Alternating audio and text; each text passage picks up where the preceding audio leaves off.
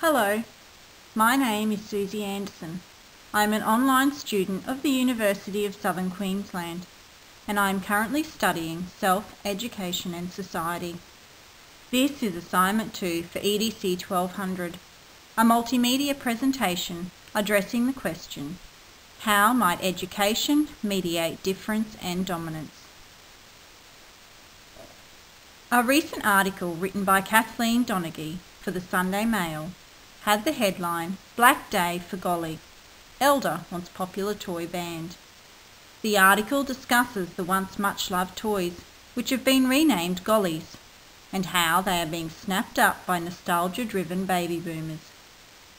The article then goes on to state how the re-emergence of the dolls has shocked the Queensland Indigenous community, who feel that an acceptance of the dolls would be a step backwards for race relations.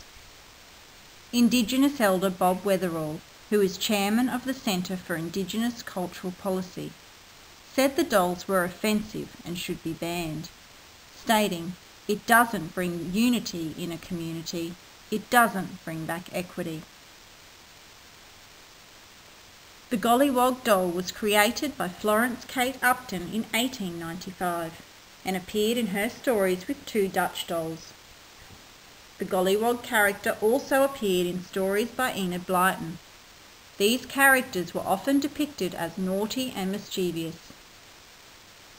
These dolls were also seen as a representation of the black minstrels.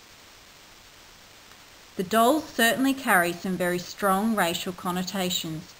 This article highlights the very issue of difference and dominance, and, as discussed in the textbook Culture and Identity, the view between Indigenous elder Bob Weatherall and the nostalgia-driven baby boomers on the representation of the Gollywog doll reflects the difference in the location that each has within their own axis of identity, their own centre of being. The popularity and sales and re-emergence in many stores of these dolls, regardless that they are a symbol of racism not only in Australia but in many countries around the world, seems to reflect the dominance of the white Australian group of baby boomers who see the Gollies as a happy piece of their childhood memories, as opposed to the Indigenous community, who in this case are the othered, who see these dolls as creating a larger gap in race relations, inequality and isolation.